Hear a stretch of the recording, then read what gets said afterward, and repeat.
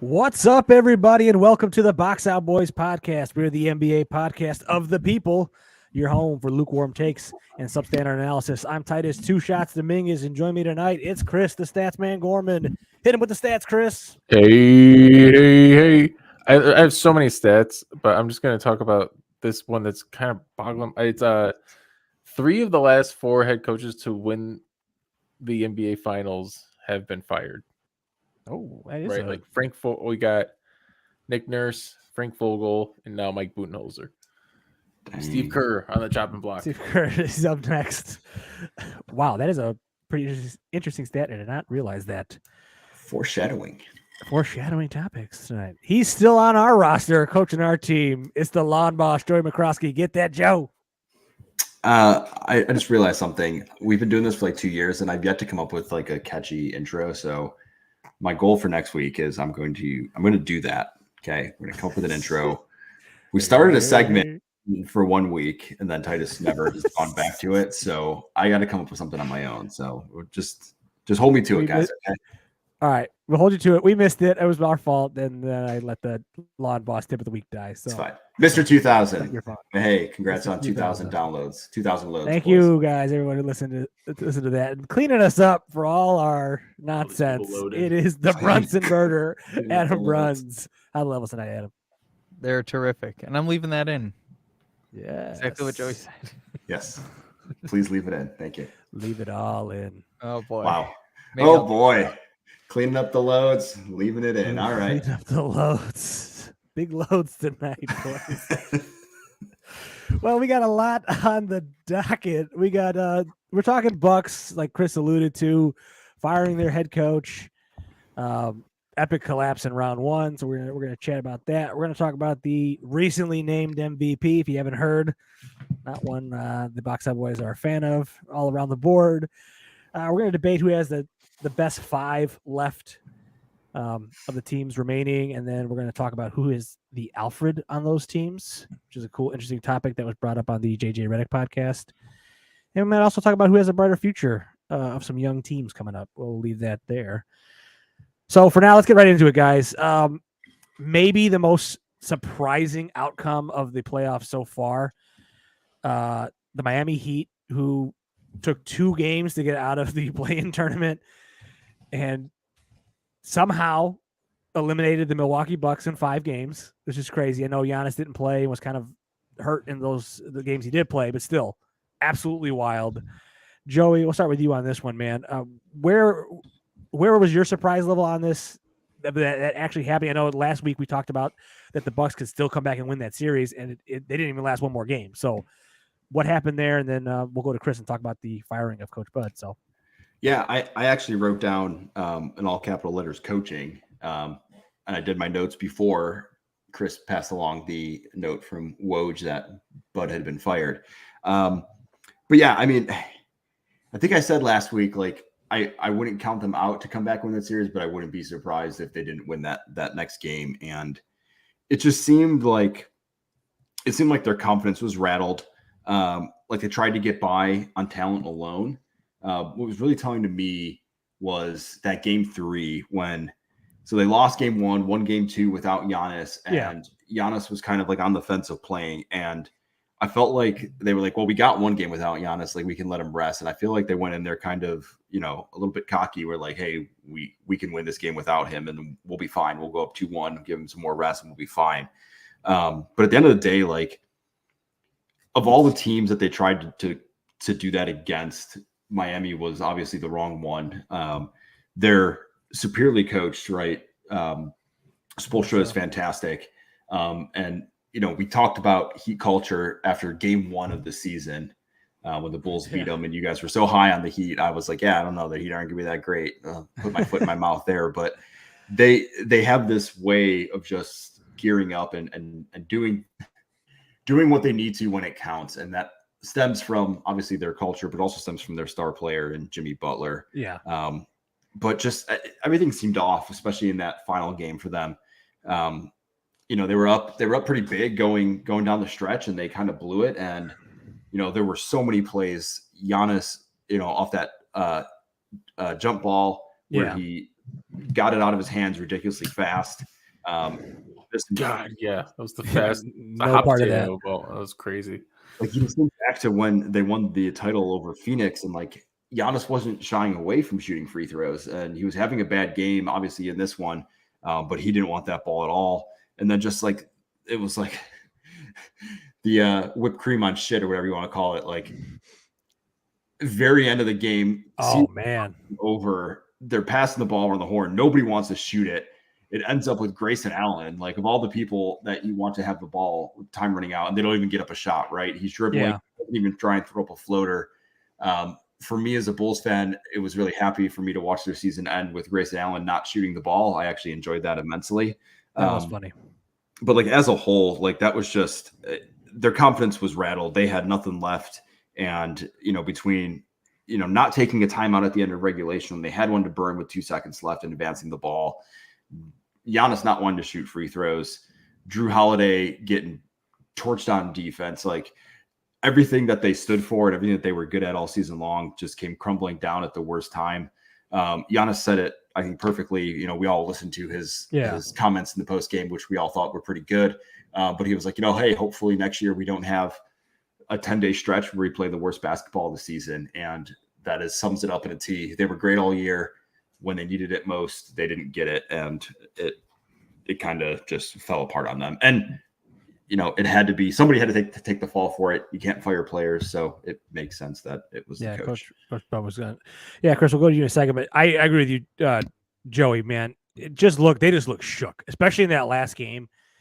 They just look like, I hadn't seen the Bucks look that like scared or nervous in a long time. It was reminiscent to like before they had won the title, or that title run where they had just had those shaky moments where you're like, are these guys going to be able to get it together? Giannis just bricking free throws like it was, you know, 2020 all over again. It was wild. But Chris, we'll go to you here, man. What do you think about specifically them firing Coach Bud, and then do you have any other thoughts on the series in general?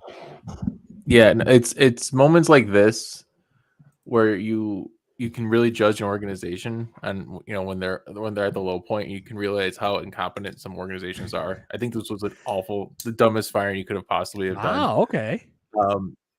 Coach Bud had a 69% nice win percentage in the regular season in the 5 seasons with the Bucks. He won 60% of his games in the playoffs. If you had told me that he would only last as many seasons as he did in Atlanta with Milwaukee with a championship right in the middle of there, I would have said you're drunk or crazy. And that's what happened, because Milwaukee needed a fall guy, even though it just seemed kind of unreasonable for that to happen. Milwaukee, I just was looking it up. I want to read you their draft picks since 2013.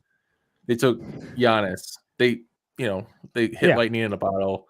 Yep. They've done it. They tried it before with, or later with Thon Maker and other guys. But here are their picks starting in 2021. Let me know if you know any of these guys: Isaiah Todd, Jordan Nwora, Kevin Porter Jr., Dante DiVincenzo, DJ Wilson, Sedarius Thornwell, Thon Maker, Malcolm Brogdon, Patrick McCaw, Jabari Parker, Rashad Vaughn, Norman Powell, Damian Inglis, Johnny O'Bryant, Lamar Patterson. That's it. None of those guys are on this team. This team doesn't draft well. they hit on a generational talent in Giannis. And if it wasn't for Giannis, this team would be in the crapper every single season. The fact they just got rid of a coach who was winning them 60+% of their games every season is not a good sign. I don't think so. It's like I'm who really are they going to doing bring this. in? Who are they going to bring in? That was my question because I Nick Nurse. Nick, oh, that actually might. Be Yeah, maybe Yeah. that's why they did it, because gonna they be had Nick Nurse. somebody like that in Yeah. their back pocket.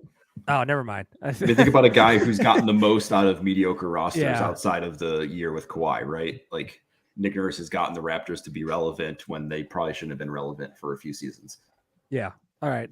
Now it doesn't seem as crazy a move because it was surprising. Like I wouldn't say crazy. I was kind of with Joey where I'm like, I get it. Somebody's got to go.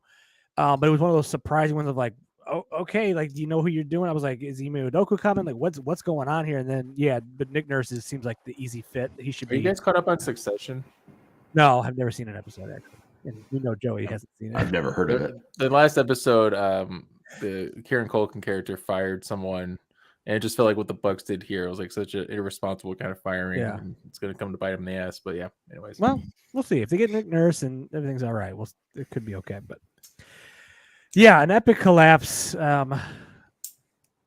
Certainly the shock of the series. So, well, let's go to another. I don't know. Shock? Was it coming? Hashtag not my MVP. The MVP of the league, Joel Embiid, named last night, or was it the night before? I can't exactly remember. Chris, the floor is yours. He won, I guess, sort of definitively in the end between Jokic and Giannis. How are you feeling about this, buddy? I just read there was a voter that didn't even put Jokic in the top 5. That's ridiculous. Who are these people? I thought it was Bill. Was it Bill Simmons? No, Simmons put him second. No, okay, that was a rumor. He's not that stupid. Yeah. But I thought it was a rumor. I was like, Yeah. Okay. This feels like a Karl Malone MVP. It's worse than that, right? Where it's just like, oh, we need somebody else. Jokic can't win it 3 times. Look at this guy. He's fat. He's European. He can't win it 3 times, even though It's fat and white. Jokic is the first guy to not win the MVP award while leading the league in wins per 48 minutes. VORP, PER, and plus minus. Wow. Or box plus minus. Voter fatigue. Since 2007, Kobe. Jeez. And I didn't see who else was in that nominated that year, but I imagine Kobe could have been a fan pick too. Who knows? Yeah. But yeah, it's been Jokic, Curry, Durant, LeBron. 5 times in a row. Goddamn. But but Rose won it the other time. Yeah. Anyway. Why did it say? Anyways. Voter fatigue. This was a bad one.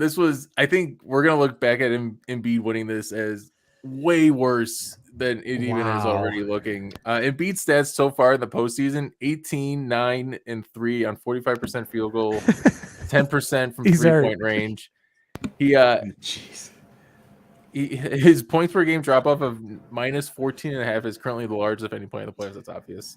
There's only been 2 instances in the last 30 years that a regular season scoring leader making the playoffs but not being in the top 10 in the points per game in the playoffs. Embiid this year and Embiid last year. Oh wow! So it's not great. And he looked, and like, remember when we were watching him against the Bulls this year? He looks like he's just trying to draw a foul instead of actually trying to hit a shot, which is really annoying to watch. It ruins the game. And he's not getting away with that in the playoffs, and it's really showing out right here. Like, that was an embarrassing loss to the Celtics. That was a tough one. Bad last night. That was bad. I kind of disagree a little bit here. Let's go. I mean, I don't have stats to really back this up, but It's the eye test versus the test. it's the eye test versus the stats, man. So here's the other thing too. That like one, I think it is a regular season award. I understand his drop off in the playoffs has been significant. There's no doubt about that. He's not really shown to be a playoff guy just yet. He was incredible this regular season. If you think about it, he finished second 2 years in a row. We're not that far off from him being a 3-time back-to-back MVP, winner.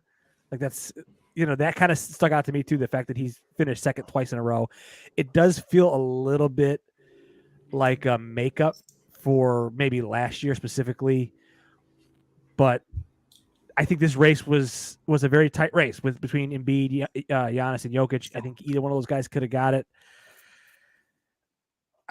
I think Embiid had this one wrapped up pretty soon, or pretty. Well, it's the power of the narrative. Yeah, he had the narrative this year.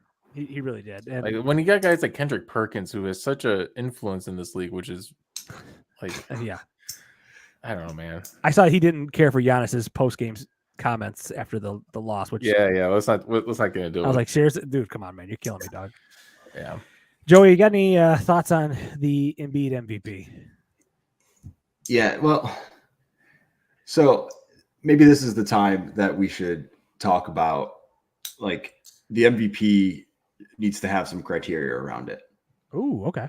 Right? Like, so I think, right, Jokic has openly said, like, he doesn't care. Yeah. He doesn't care want it. about the awards, right? It's not a thing for him. Like, and as much as he may mean that or he may not mean that, I feel like that impacts some people who are like, hey, we take this really seriously as journalists and we vote for this. And like, it's kind of a slap in the face that you're like, yeah, cool. Thanks for giving it 2 years in a row. I don't really give a shit. I don't really give a shit. Yeah. That's good. Yeah.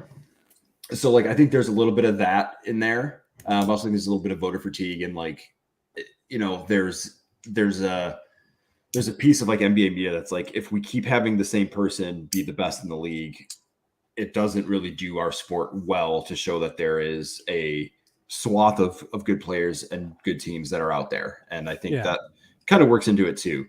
But like, I know all the awards are voted on by media, but when you look at like a defensive player of the year, that's like much more easy to define, right? Like no one was going to look at Jaren Jackson Jr. and be like, oh no, he wasn't the defensive player of the year. It was very clear cut and dry based on the stats and like things that happened. So like blocks and like maybe there needs to be some structure around the MVP because it is a narrative based thing. And you've got a guy in Embiid who's had a good season, was runner up 2 years in a row, and is sitting there saying, this is like my career defining moment. Like if I don't get this, I'm going to consider my entire time playing the NBA a failure. Like this for me is like the pinnacle of what I need to be.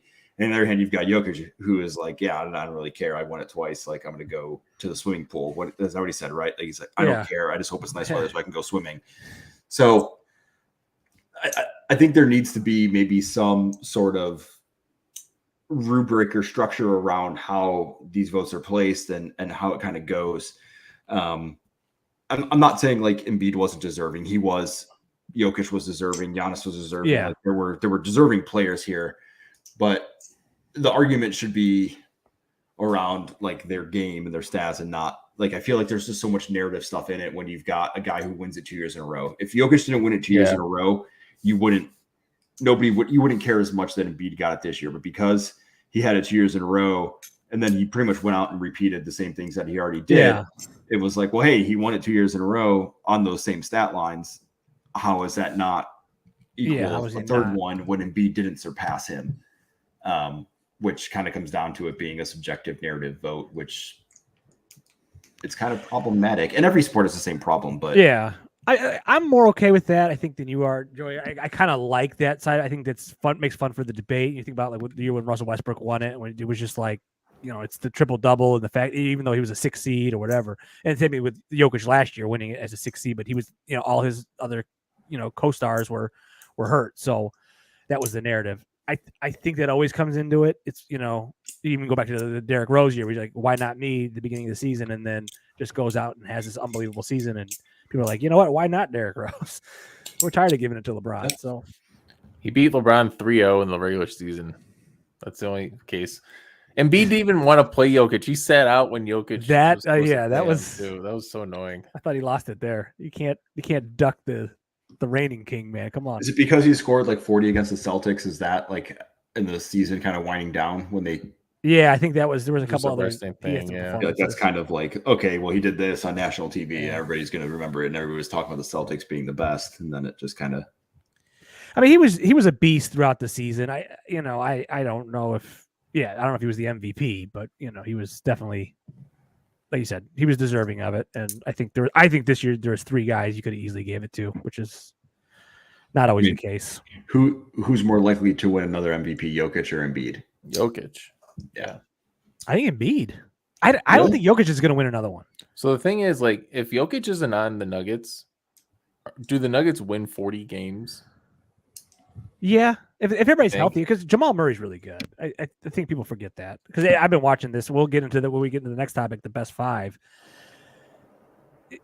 Denver's really good, man. I mean, Jokic, he's especially his advanced stats are so through the roof that it's kind of hard to argue him. But he's also the guy that I think he can kind of disappear a little bit, and his team doesn't lose it as much, or he can just do other Really? things. Yeah, he can do other things. Like he's such a versatile player that he doesn't always have to score. He doesn't always have to rebound. He doesn't. Well, his always have usage to rate assist. is like is really low. Compared Yeah, to, it's just like he can kind of almost be like a glue guy, not in that sense, but like he can just kind of fill whatever hole the Nuggets need. And I think that's a different role, and that which might make him the MVP because he can just kind of do whatever. So makes him more valuable. yeah, but like to me, like right now, recently, especially this last the series before against Minnesota, I think Jamal Murray was the best player on their team for that series. But The ideal player right now in the NBA is someone exactly like Jokic. yeah, And in 10 years, if we're still doing this podcast, we'll be talking about a book called, the perimeter theory or something, and it'll be kind of centered around someone like Jokic who changed the game because of being a different size, like a big man who did it all, right? Like, yeah, he can literally do it all. Yeah, Steph changed this era of basketball by being a small guard who showed everybody that shooting threes is a better thing to do and got a lot of players to emulate him. But no one's looking for that player right now. Everybody's talking about players the opposite way, right? Wembanyama, like nobody wants, like a lot of people would take Embiid, but having a guy who is just large in stature and, as Chris said, just goes trying to get foul calls all the time, like that's not the player that teams are going to be looking for the long haul. Yeah, I see that. Big man can pass If you want to win. Yeah, I think it's the handling of the big men, like the Sabonis's. Draymond kind of Draymond really started this in a way. that mold. Yeah. Jokic obviously was not because of Draymond, but kind of like shepherded it in. Yeah. Vooch kind of brought it along. Yeah, Vooch has really been. Vooch was instrumental in Jokic's instrumental. Damn it. Well, let's move on to our next topic here. We wanted to debate who has the best five left. Do we all have the same best five? Well, I don't. So I wrote down a bunch of best fives. I don't think you know what? I did decide who my best five was. I'm going to put that up there. I'm marking it now. And then we can kind of just debate some of the fives. But I think there's arguably, hold on. I think there's 1, 2, 3, 4. I think there are 4 to 5 teams that you could argue have the best five. Okay, I think there's a definitive. Have the best five. Yeah, I think there's only 2 teams. Yeah, that makes sense because they're the top 8 teams left in the playoffs, so that makes sense. Yeah, makes sense. The only 2 teams I could eliminate was the Miami and the New York. Did you guys eliminate those 2, or are you going to argue for one of those 2 teams? No, that's fine. That's a fine elimination. Even though I'm watching Gabe Vincent, Max Strus destroy. Remember, like I still you have to say their first and last name, so they're not. If I said Gabe and Max, I should have said Gabe and Max. Max, yeah. I should have gone with that. Who? Max Strus, Gabe Vincent. Oh yeah, I know them. Okay, you gotta say their names. Gabe, Gabe. How's the Gabe in the NBA? I don't know. How does that work? Gabe. All right. So who do you guys have? Who wants to go first? Should we say it count of 3, Chris? Yeah. All right, 1, 2, 3. Celtics. Nuggets. Dang. Oh, I went with Golden State. Whoa. Okay. All right. Okay. So all right, Chris, you go first because I'm actually kind of with Chris a little bit. I think the Nuggets might have the best 5, but then I kind of just went easy. Do you guys realize of the 8 remaining teams, it's one of each seed? So it's 1, 2, 3, 4, 5, 6, 7, 8. There's no duplicates. It's just all So I just went with the 1 seed. And I watched them a lot. And yes, we were just talking about Jokic is the best player in the league. That's left. Maybe Anthony Davis can say that as well. Gordon, Aaron Gordon's probably the least talked about. Third Alfred kind of guy. He's not even my Alfred. We'll talk next. But KCP, Murray, and MPJ. Just Murray and MPJ You need one of those two guys to get 20 or 30 points, and you have a chance to win as Yeah. long as Jokic is doing Jokic things. So this team is just really hard to beat, especially with that 5. And then, yeah, so from a 5 perspective, I just believe that's the best 5. I feel like you named 4 guys. Who was the 5th guy? I said KCP, Ken Davis, Caldwell Pope pretty quick. Okay. He's just a good 3. It's 3 Jokic, point Murray, guy. KCP, Gordon, and Yeah. MPJ. Like it's Yeah. And you can maybe say Bruce Brown instead of KCP, Yeah. depending on the situation. But yeah, but that is a lethal 5. To me, like that's the most complete 5. You have Jokic kind of doing, like you said, doing Jokic things, Murray as your closer guy, KCP who's been lighting it up from 3, and then Gordon and MPJ as your kind of role player filler guys that are just kind of doing everything defensively and kind of doing what they can offensively. So maybe the most complete. Joey, you said, who's it, Boston? I said Boston. Boston. Boston was a team I borderline eliminated them. Like I have them on my list, but I looked and I was like, It's because of Horford. yes. I feel Horford. like I feel like I kind of understand that. The thing that got me was like Brogdon was the 6th man of the year, Yeah, but I feel like that's their 5. I feel like that's their 5, right? It's Tatum, Smart, Brown, Brogdon, and then Time Lord. Yeah. And Go ahead.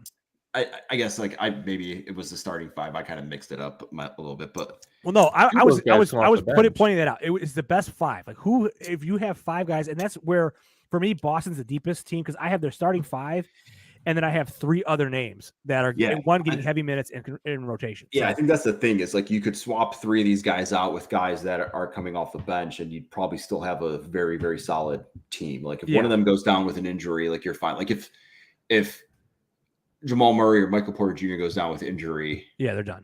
the Nuggets are going to struggle. They don't have that deep bench, which is the same kind of problem with like Miami and Phoenix, right? They don't have that depth. I looked at it and thought Miami has the depth. No, you're fine. Go ahead. I was thinking like maybe we're just talking about the top 5. Like with Phoenix, nobody cares for Phoenix anymore. We're so off on Phoenix. Well, Phoenix, No, it's not 5. It's top 2 heavy. guys. It's 2. They have 2 guys that are playing, but 2.5, and Chris Paul Yeah, is gone, Chris so Paul. now it's 2. Man, I put thought them that half was down. Ayton. I put them down, but I was like, one, if Chris Paul's not playing, they're done. But they have like the most potential in their top 5 because I think Ayton and Paul could easily be, number 2 options on a team. Koji, he's just their filler guy, so he's their 5. I mean, if they had, I'm blanking on his name now. The guy who went to the Nets. Michael. Yeah, Mikal Bridges. If they had Bridges, like that's an insane 5, but they don't. So, I mean, ultimately for me, I went with Golden State, Curry, Clay, Green, Wiggins, and Looney. And then I put Poole as the 6th guy that you could kind of swap out for Looney or somebody. That's just lethal, man. Like Curry. Wait, who'd you say? Curry, Clay, Green, Wiggins, and Looney. Yeah. You don't even want to mention the guy that they paid $100+ million in Jordan Poole. Sure, you have Poole who's been playing better in this series, so you could go small and still do it. I mean, any love for LA with James Davis, Reeves? I thought about LA. That was my second team. Yeah. I just didn't know who to put in that 5th spot, Vanderbilt or Rui. I thought maybe Rui. Schroeder. I talked myself out of Golden State because I feel like Clay has taken a drop off. Okay, yeah.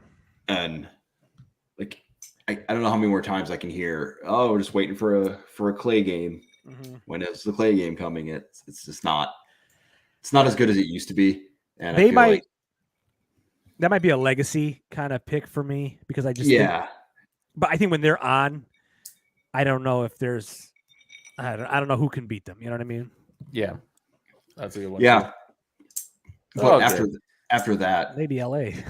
what do you got on the Warriors after that? But it's nothing. It's 5. It's 5. It's the best 5. It's the best 5. So it's gonna be interesting. I think there are some legit 5s. The other team I have written down is the Sixers. Tobias Harris, Harden, Maxey, Embiid, and PJ Tucker. I exempt them because of PJ Tucker. Yeah, I know he just doesn't do anything on the court, and I get that's like his thing, but it's still just they have the best 4. Like yeah, they have a great 4. That's what you should do. Who has the best 4? You just get to eliminate one guy. Just give it one guy. Just so you can, yeah. Just so we can. So here, Nuggets. So we got like Nuggets, Warriors, and then Boston, I think. Celtics. Yeah. Yeah, Which those I are kind of the I think it's fair. It's Those are fair. the three main options. I would throw the Suns in as a and also like what about this the guy best kind of thing. two. So let's talk about best two real quick. We got Booker and Ooh. KD. Booker and KD, Obviously AD and LeBron. Jokic, Brown Murray. and Tatum, Brown, Tatum. Curry. I would lean Curry and who? LeBron and AD Curry right and- now for me. Just watching them just destroy teams. Brunson and RJ Barrett. No. Yeah. Jimmy and Gabe. Jimmy. Bam. And bam. Like it's technically Bam. Bam's been. It's Jokic. Hey, that's the best two is Jokic and Murray, man. Jokic That's and a good one, Murray. too. Give me Jokic I and forget how Murray. much I love Murray. I Jokic and absolutely Murray love versus Murray. AD and LeBron is the best two. That's a great one. I mean, Booker Durant. That's nothing to sleep on. See, either, that's the but- series we got to see. I think. Oh man, if we get a Jokic Murray versus LeBron and AD, holy crap! I That'd just be got good. I You just just got got it. excited. You Just just got a got little, chubby. I just got a basketball boner. I didn't think you could do that. No, a considering- BB. A baby got a basketball Got a boner. BB. Gotta stay calm, guys. Stay calm. I got it. Hey, I bet this playoff series has been popping them up for me, man. I got Steph versus LeBron. Are you kidding me right now? We got That's where all the loads came from. Suns versus Nuggets. This is Oh, great. Adam, keep all this in. You know, just popping tense, man. Basketball tense. Adam's Suns keeping it all Nuggets. in. All right. Well, we've debated now that who has the best five remaining. Let's have another who is this debate, and we're going to say who is the Alfred of their team. So Chris sent us a YouTube clip, TikTok clip of the JJ Redick podcast where he was talking about the Alfred of previous teams, right? He was talking about like the 2000s Lakers and some other teams like that. So it's the guy behind the guy. So obviously, everybody talks about who's Batman and Robin. The Jokic, Murray, the LeBron, AD. That's your Batman and Robin. But who's the guy sort of behind the scenes, pulling the strings, sort of like the number three maybe, or, a guy that is a role player but is pivotal, is going to win you a game in a series, is going to win you a possession, win you a moment, shows up big when you need it, picks you up from the burning building, drags you out, puts you in the car, gets you Nice. safe. That's a Nolan Batman reference. Let's start with you, Joey. You said you put a lot of work into this one. Give us, a team or a couple of guys you thought of as the Alfred on their teams. All right. Can I just say I've watched maybe like 10 TikToks in my entire life, and this TikTok was like the longest, most unnecessarily dramatic TikTok ever. It was long. JJ A lot of Redick TikToks are longer now. That's part of their new very algorithm. slowly and centrally staring at me and talking to me about Batman, Christopher Yes. Nolan, and had to throw in a dagger about the second best. But I was like, "What? Okay, this is excessive." I stopped it and then just waited for Chris to tell me what I needed to do. Yeah. So, Playing with his I don't know. Do we want to go like series and do it like team by team in each series? So, like, Yeah, start with the Good. East. okay, Start we'll with the start with East, the East. We'll do Heat Knicks first. How about that? We'll do Heat. yes. So for the Heat, I put Kyle Lowry.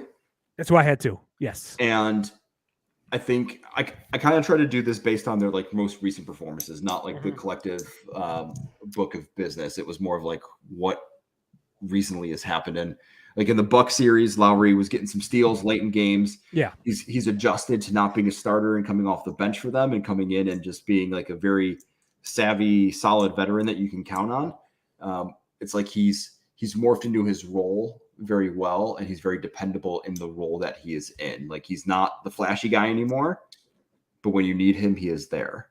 Yes. And that to me was Alfred, right? I get it. Did I do it right? That's perfect, Joey.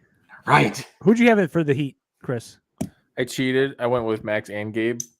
That's true. If I have to pick one, I'd go Gabe. Gabe could- Vincent. See them as a dual combination of Alfred. When they're Alfreds, when they're playing good, the Heat are going to be doing good. Yeah. Exactly. They hit I their did go with threes, that's it. Kyle Lowry because I thought he is kind of like that third guy. You know what I mean? Yeah. All right. So Knicks, Knicks. I put Isaiah Hartenstein. Wow. Yeah, you're a Hartenstein Wow. guy lately. Yeah, after- Hartenstein. I put Hartenstein. Guy averages like 2 points a game, but let's keep.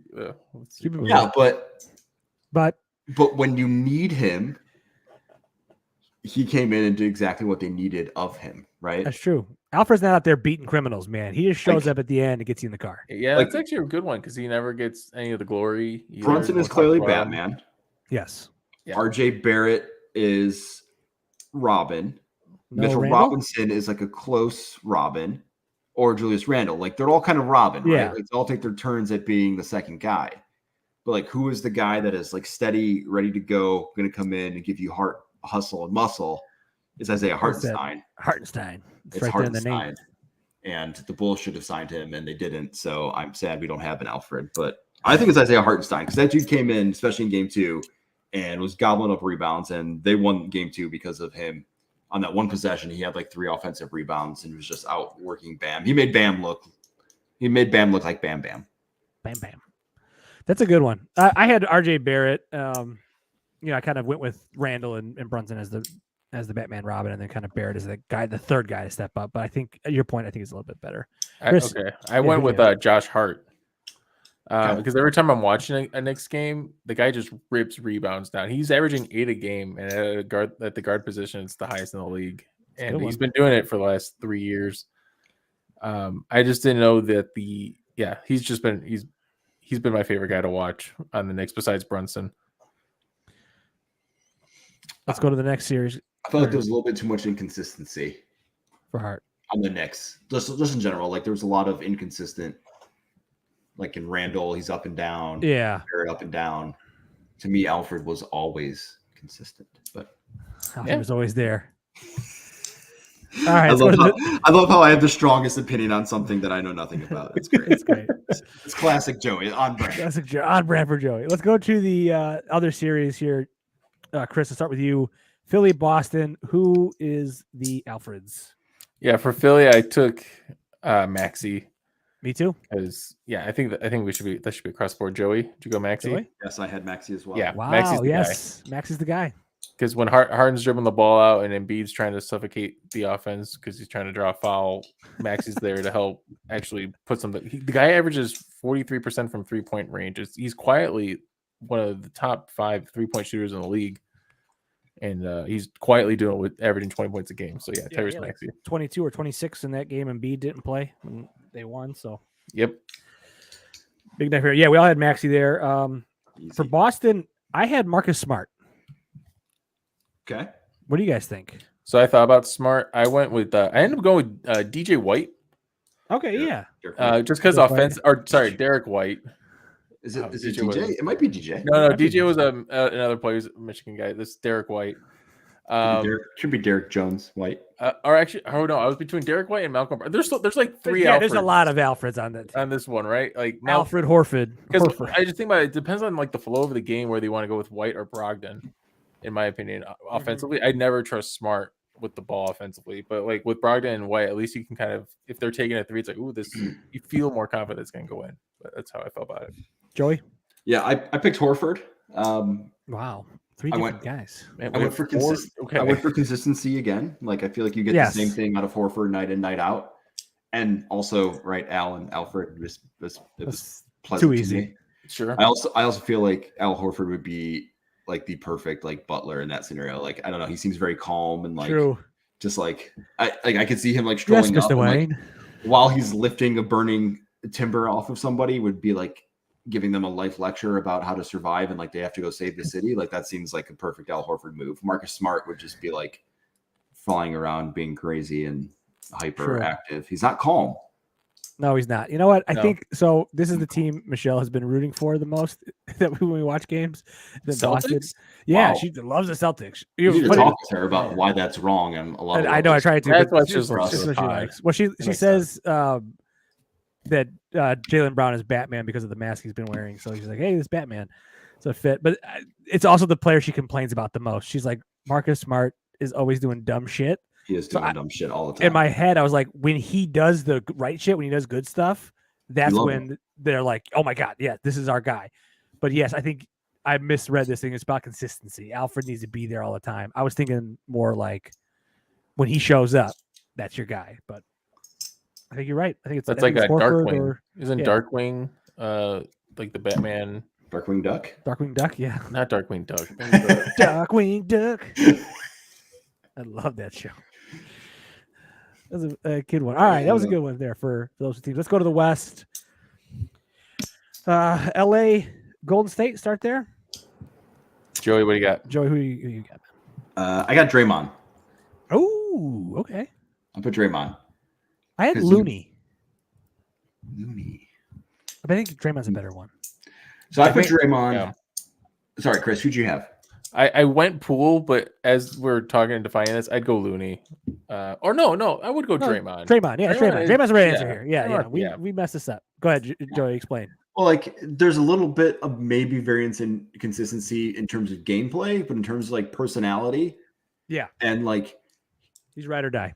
Alfred always told Bruce what the fuck was going on, right? Like he never Yeah. sugarcoated anything. He was like, I'm in your face. I'm telling you, you're doing the wrong thing or you're doing the right thing. That's Draymond Green, right? He's going to tell you exactly Yes. what it is and how it needs to be. And he's not going to sugarcoat it. And he doesn't care if you like it or don't like it. Yes. Not gonna lie, To me, this was like the easiest one. I was like, this is He is the Alfred, Alfred.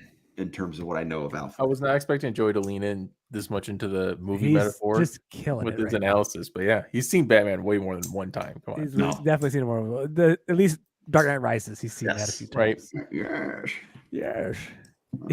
Joey was raised in the darkness. He did not really Alfred is adopt your it. ally. Great one. No, I think that was clear. I think that you're right. It's Draymond Green. Chris, LA, who do you have, man? this one was hard.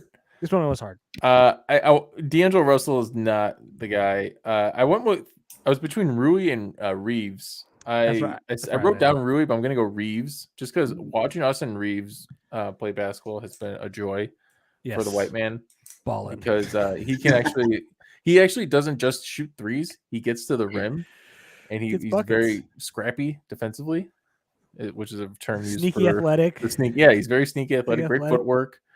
Very Good glue very guy. heady Great in guy. the locker so, room.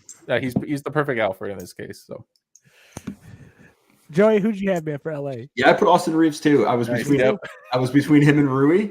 But for all the reasons you said, Chris, like it's got everything you want and it never changes, right?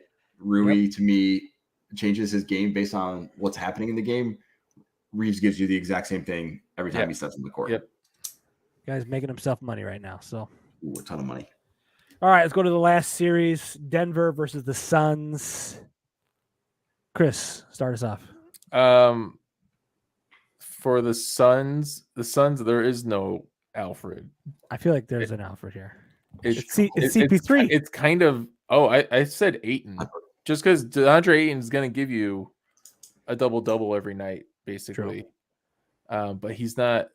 You want more from him, but you're not going to get it. So it's kind of weird as an Alfred pick. But if we had lower expectations for him, like at the Hardenstein level, we think he's amazing. But because he's no overall pick, we're disappointed. So, Joey, who'd you have here, man?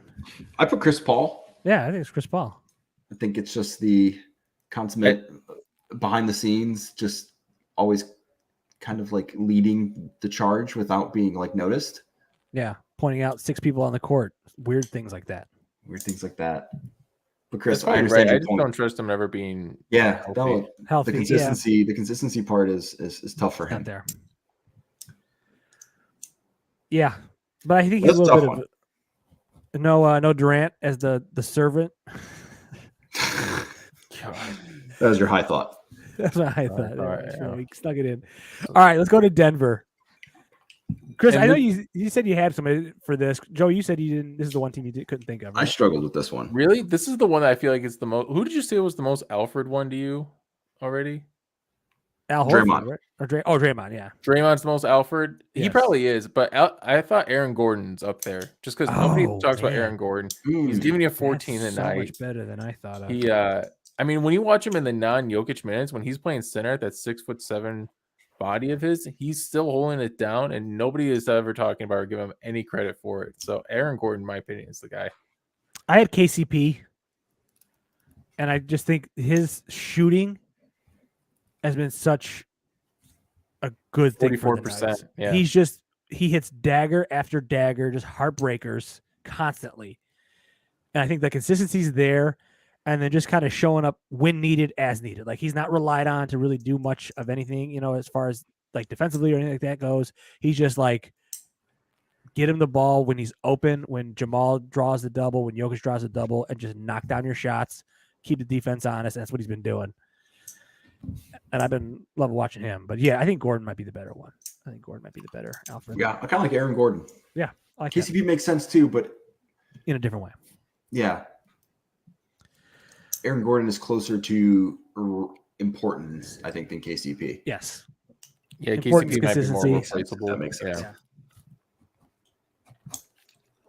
Oh, boys, that was a fun exercise. That was good. Now we know who the Alfreds are. Always be looking for your Alfreds. All right, we have one last topic tonight. I guess we could probably keep this kind of quick here. Yeah. Who has the brighter futures? So two younger teams got eliminated in the Memphis Grizzlies and the Sacramento Kings. So it got me thinking, who has the brighter future? Joey, let's go to you on this one to start. Of those two teams, next year, who do you think is going to come back with like a little chip on their shoulder? Who's going to be the team that gets out of that first round? Yeah, I put the Kings. Okay. I think they're more constructed as an actual team. Okay. I feel like the Grizzlies are two players now. It's Jaren Jackson Jr. and John Morant, and Yes. there's been. I'm going to say the Kings. I'm going to say more negative things about the Grizzlies, though, to defend my point, I guess. But On brand. so they had to. True, the pessimist at heart. Yeah. They had to immediately following the close of their season. They had to do damage control, right, and talk about the fact that they needed to be more mature and that they needed to have a culture change and that they're going to be a serious organization. I feel like that doesn't change over one summer.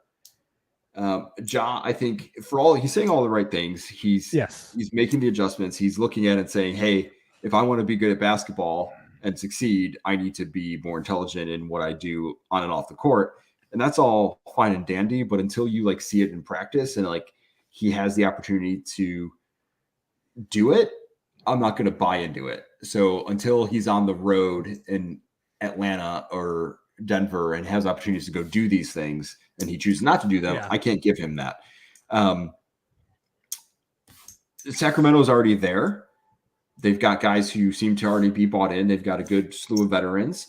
I also think that Sacramento is better coached. Taylor Jenkins seems to struggle, right? Mike Brown he's a championship winning coach as an assistant, but he definitely, turned the Kings from nothing into something very quickly.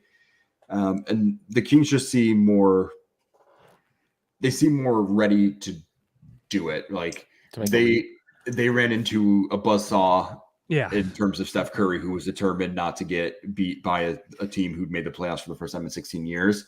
Any other team, I think the Kings probably get through it. Also, too, like next season, the Grizzlies' expectations are going to be through the roof, right? They are absolutely going to be sky high because you've got. I'm curious about that. I don't know. No, yeah. I feel like they're going to be sky high because you've got a guy who got Defensive Player of the Year. You've got John Morant, and they're saying all the right things, and they've been good for multiple seasons in a row now, right? Like last season wasn't a fluke, right? Everybody last year we were like, hey, is this a fluke? Like this isn't going to come together. Then they did it again, and then they fizzled out again. The Kings, like, if they're like a 6-7 seed, you'll be like, okay, they were a young team. Maybe they overachieved last year. They were a piece away. Everything was new to them. Everybody's kind of sleeping on them. It'll be okay. Like if they're out of the playoffs, right, that's a disappointment. But if they're middle of the pack and they're not as good as they were, that's going to be okay for them. It might actually be better. If the Grizzlies are like a 7 seed, people are going to be talking about the Grizzlies just falling off the edge of the cliff. Yeah. And I think for a team that the way they've handled pressure and like outside distractions, that's going to be detrimental to them. I see it from an expectation standpoint. I think both teams have targets on their back. The Kings have been quieter than the Grizzlies, but I still think if both teams falter, that's on them. That no one should be okay with that, obviously, but. So for me, for the brighter future, under no circumstance do I believe that the Kings will repeat what they did this year. I like the Kings. I swear I do. Yeah. But this team is still it's a regression to the mean team Yeah. next year. Like I don't know what the over under is, but I'm taking the under next year right now. Right now, I'm telling you right now. What if it's I'm telling 42? you right now. Yeah. And what the Grizzlies just they got some guys, man. Yeah. You guys know that Kenny Lofton Jr. isn't actually father of Kenny Lofton, the outfielder. He's not. I learned that. They got Xavier Tillman, Zaire Williams, Steven Adams, and DL Deem. I'm not even just naming guys. These are guys that like guys. Brandon Clark, Luke Kennard, Bain, JJJ, and Ja. Like Yeah. they got Ja, JJJ, and Bain to build around. I kind of like that three more than the Fox, Sabonis, Keegan Murray, Yeah. Monk. Just with the Kings, they're doing the best they can with what they have. But I feel like there's more that the Grizzlies can do, and obviously Brooks is gone. We'll see what happens with him. Yeah. But yeah, so that's how I feel about it. I'm kind of with you, Chris. So I'm a little. I like the Kings, and I really loved watching them against Golden State. I was sort of tentatively rooting for them. Like if they won, I was going to be perfectly fine. But I feel like they're going to be more flash in the pan. I think this was a year they just caught fire, right time. No other teams were really making real waves. You had the Memphis issues. You had Golden State with their issues all season. I think next year is going to be a little bit different. I think it's going to be a bit of a reality check, and I don't know if those guys are good enough to handle that adversity. You know what I mean? I can see them like in the play-in next year, and I think that would be a bit of a failure versus like a 6 or a 7 seed. Or well, 7 seeds in the play-in, but and whereas Memphis, I feel like Memphis is going to come back next year. It's really weird because Joey said expectations, and I thought there wasn't going to be any, but then you literally like listed all the things I was saying. Like they're going to, they got rid of dude that was talking too much. And now that, they're going to come back with that chip on their shoulder and have all these, kind of a comeback season. So yeah, I think there is going to be a like sneaky hate. What about Memphis next year? So I think they're going to be a sexy pick. And I think there is going to be some expectations, but they have a legit superstar. They're, a solid all around team. I could easily see them, making the conference finals or something next year. So, but who knows? My biggest concern with them is their problem is their superstar. Dylan Brooks took the fall for the distractions this season. Like he's the Mike Budenholzer for them. He is taking it. He's taking it on the chin. Like, yes. Like they didn't have their struggles because he called LeBron James old. Like I'm sure it didn't help, but that team after Ja missed 8 games for all of his stuff was not the same. Ja wasn't the same when he came back from that time off. And they're a young, impressionable team. Like they're going to follow Ja. And to me, like them making him out to be the scapegoat and Dylan Brooks, and that was just a scapegoat, but like they couldn't keep both of them. It wasn't going to happen. You weren't going to pay Dylan Brooks. He is a bonehead. But John Morant's a bonehead too. You just don't care as much because he's because he's so good. Like you're like, yeah, it's fine, man. So like all it takes is another one of these younger guys to be like, well, if John's getting away with it, I might get away with it too. So I'm slightly concerned about that dynamic where Sacramento doesn't have that dynamic, and I don't know. Yeah, I mean, I think I'm kind of basing this on the fact that I think Ja's going to come back and be a little bit different. I think he's going to be more of a leader. I mean, I could be completely off base here and be completely wrong, next season, but I just think he's going to take that step, and I think he might be ready to take that step. This year might be what they needed. They might just need this sort of reality check for them. Hey, you guys just can't be jerks all the time. You have to win something first before you can do this kind of stuff. So they kind of got slapped in the mouth here, right? Yeah, sure. So this actually makes sense because I'm a fan who's content with like a team middling and being consistent in the playoffs, right? Like I would be content with that. You guys are happier with teams reaching their ceiling and flash in the pan and like having their moment. Yeah. Did you see the Reinsdorf comments?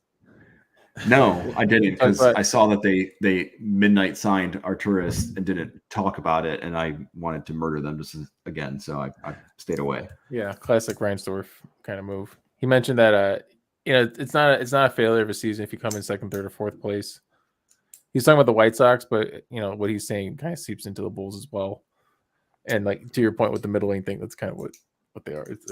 Here I am wearing Bull stuff, still supporting the team, but yeah. Well, yeah, Red. that's the problem is we're so invested, and that's why they need to sell that team. So Joey, how are you gonna feel when Dylan Brooks signs a? Oh my God!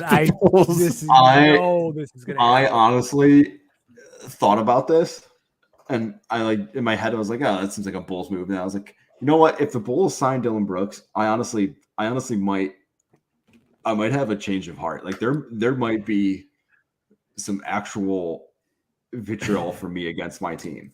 Oh, okay. Welcome to this club. You're gonna defend Brooks after like 2 weeks, though. I feel like. You know what? His on-off stats are really good. When they signed Pat Bev, I was like, this sucks. But I was more like, hey, I'd rather have Westbrook because at least like there's some like offensive intensity there. But like Dylan Brooks is like 10 times worse than Patrick Beverley. Yeah, and there's absolutely nothing out there. That guy's It's like at least Patrick Beverley, like he talks his shit, but then if somebody puts it back in his face, he's like, "Yeah, I had that coming to me. Like I deserve that." Yeah. Like when he did the too small thing to LeBron, and then Austin Reeves did it to him, he was like, "Yeah, I knew that was coming. I shouldn't have been an idiot and told LeBron he was too small." Dylan Brooks called LeBron old and then refused to talk to the media for 3 games because he got his shit pushed in. Like. And that's why I still respect Beverly because at least he'll talk. Yeah, he'll talk. He loses. Brooks kind of just hit away and like lost all respect. Patrick Beverly wasn't putting up 15 shots a game. Like he was like, "Hey, I'm out here. I play defense, and that's what I do. I talk shit and I play defense." That's what I'm concerned with Brooks. He wants a bigger role. He wants $20 million. Like, have you seen your shot? Have you seen the way you shoot the basketball? Cool. Somebody's gonna give him a shot. And then good luck with that. Hornets. It's good. Yeah, the Hornets. That sounds about right. Perfect. Great. Go to the Hornets and go there, hang out with LaMelo. It sounds fantastic. You don't have to ever think about you again. That's great. Yeah. It's gonna happen. It's gonna come to Chicago. Oh my God! Please, that's not speaking into existence. Also, movie reference. Does he look like the Predator to anybody else? Oh, with his hair? Yeah. Yeah. Okay. That's my quota of movies for the rest of the year, guys. He's out. He's tapped out. Heavy movie quotes here. Right. Oh my gosh. All right. Anything else tonight, boys? Or you want to wrap it up? All good. Good one. Good. Night up. All right. Well, that is it for us tonight, boys. Join us next week to talk more NBA basketball. Follow us on Twitch, our Twitter, Instagram, YouTube, and Twitch at the Box Out Boys. Slide in those DMs. Join us live Wednesdays or sometimes Thursdays at around 8:30. Send us an email to theboxoutboys@gmail.com. And as always, like, subscribe, and review wherever you listen to this at now. We very much appreciate that. So for Chris, Joey, and Adam, I'm Titus. Until next time, Box Out. Oh, wow.